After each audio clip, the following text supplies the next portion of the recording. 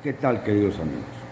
Estoy en Morelia, Michoacán, una ciudad bellísima, por cierto, llena de cantera y sobre todo cuajada de politización. Aquí muy cerca ha habido masacres indignas, ha habido intervención de la Guardia Nacional, ha sido aplastados los movimientos de autodefensa.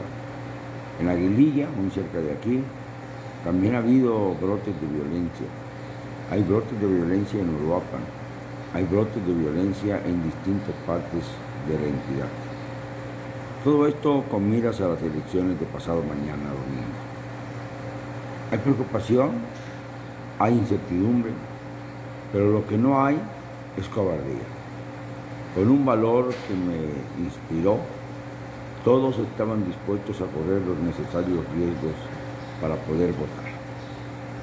Les dije, son dos los caminos: votar para tratar de evitar que las cosas se empeoren, o abstenerse y resignarnos a 10 o 20 años de sumisión política. Sumisión política. Yo creo que la alternativa no es otra, no hay otra. Si queremos a nuestros hijos, si queremos a nuestros nietos, si queremos a las nuevas generaciones, tenemos que entender primero que las viejas generaciones hemos fracasado. Sí, hemos fracasado porque nuestro deseo al llegar ya a la tercera edad era que nuestro país fuera mejor que el que recibimos. Yo recuerdo haber recibido como adolescente a un país lleno de violencia, lleno de dictadura, de autocracia, de violencia sorda, que acabó con las vidas de cientos de estudiantes de la época de 1968 y 1971, cuando vivimos escenas que yo no quiero que se repitan en mi país. De allí arrancamos, y ha sido un camino lleno de cruces, lleno de sinsabores, lleno de dolor. Pero llegamos a un punto en el que creímos romper con la hegemonía priista ese pasado ominoso. 2000.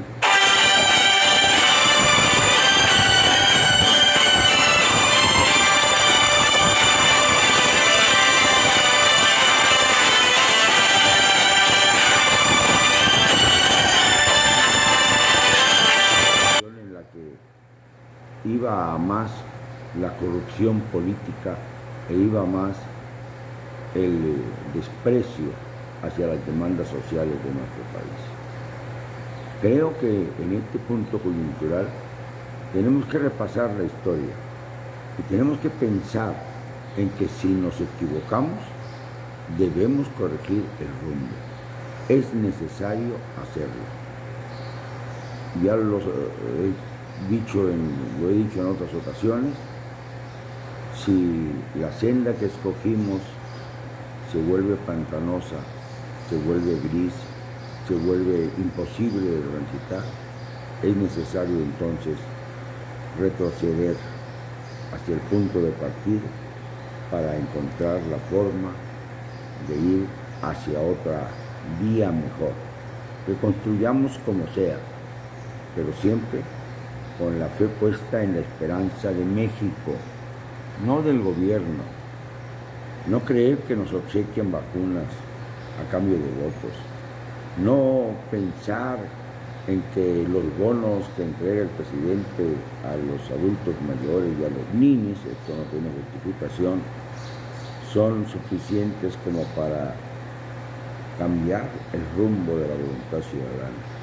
No caigamos en el engaño de creer que el presidente de la República tiene un 70% de aprobación, como él presume, colocándose como el mandatario mejor evaluado del mundo. Esto es una farsa, una mentira tan grande que no puede sostenerse. Imagínense, significaría que el doble de los que votaron por él en 2018 ahora lo apoyan. Y es exactamente todo lo contrario. La mitad de los que votaron por él en el 2018 ahora lo repelen y se avergüenzan de su voto. Entonces, algo mal anda fallando en el manejo de las encuestas. Algo mal que huele a podrido, porque no es razonable que las encuestas locales sean diametralmente opuestas a las encuestas nacionales. Yo creo que en esta ocasión las encuestadoras van a quedar muy mal, pero muy mal. Alguna vez Roy Campos, conversando conmigo cuando publiqué mi libro 2012, La Sucesión, me dijo que no era factible que los encuestadores mintieran porque en ellos se iba su prestigio. Cuando se conocen las cifras reales y las encuestas que ellos hicieron no coinciden, pues evidentemente la población voltea la espalda y dejan de tener credibilidad los encuestadores. Pues esto es lo que está pasando ahora.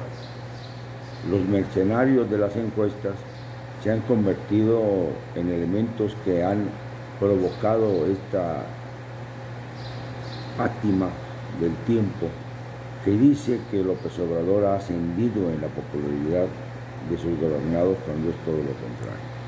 No lo digo yo, lo dicen todas las personas con las que he conversado en Morelia, donde estoy ahora, y en todas partes de la República.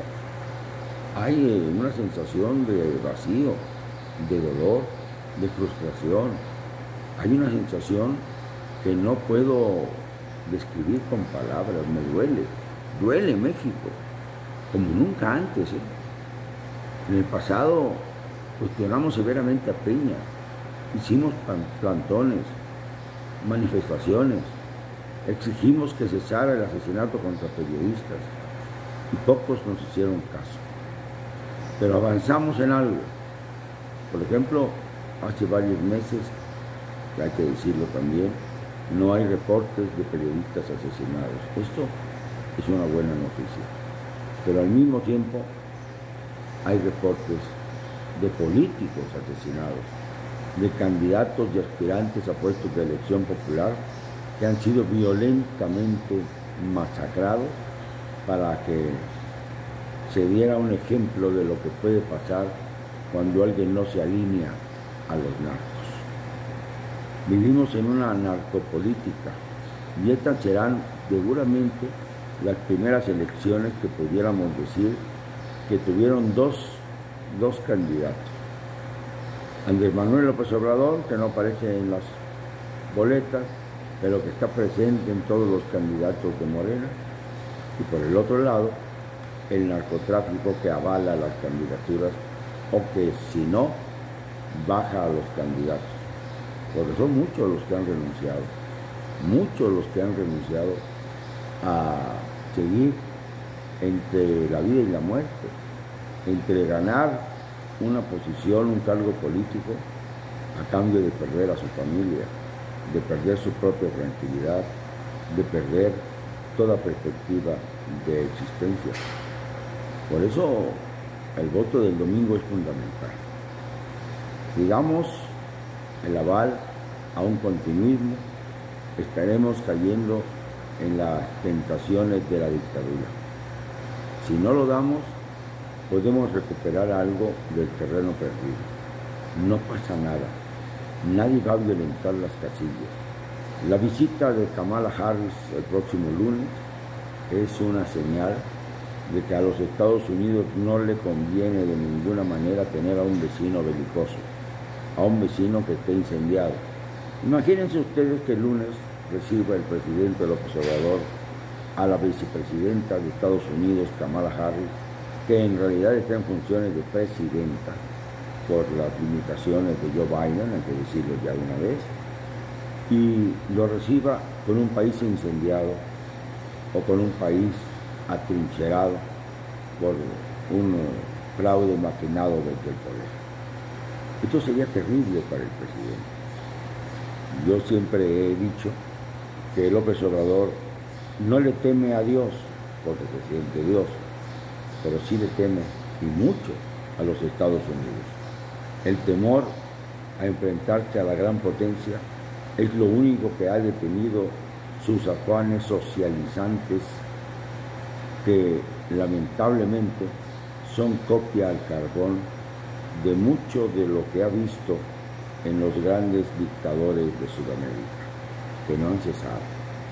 Ahí tenemos el caso de Hugo Chávez, Tenemos el caso de Alberto Fujimori en el Perú, que por las urnas llegó al poder, pero no por las urnas se quedó en él, sino por su terquedad, por su miseria humana, por su ambición de poder. Tenemos tantos casos en Brasil, en Venezuela, sobre todo en Venezuela, y en otras ciudades del mundo, en otros países del mundo, de nuestro continente. Entonces las tentaciones son muy grandes. Una vez escuché a Marcelo Ebrard decir que hay que acabar con el mito de la no reelección. Mito. Es una defensa que tenemos los mexicanos para evitar la permanencia en el poder de personajes que no han cumplido con su deber. Y si no han cumplido, que se vayan satisfechos con el orgullo del deber cumplido, pero que no se queden, que se renueve la clase política, que se renueve a aquellos que por fortuna salgan bien de sus encargos. Pero Marcelo decía que todos los países de Sudamérica tienen la figura de la reelección como arma. Llegan por la vía democrática y se eternizan volviéndose dictadores. Esto es exactamente el modelo que no queremos para México. Por algo la sabiduría de aquellos hombres que se forjaron en la revolución, en un entorno violento, brutal, tuvieron la idea de que la única manera de acabar con el caudillismo, y así lo reflejaron en la Constitución de 1917, era precisamente la no reelección y el sufragio efectivo, que pocas veces se ha respetado, hay que decirlo, pero que definitivamente ha sido un modelo que por lo menos nos permite que el mal no dure 100 años, sino solo 6, aunque a veces se juntan muchos sexenios, como lo que ha pasado en México, de desgracia política, de desgracia social. Tenemos que ampararnos sí, con el sufragio, con el voto, y decir, por supuesto que tenemos ya hasta aquí para resolver lo que debemos hacer el próximo domingo. Recuérdenlo, no nos van a callar, y lo digo con cero cobardía.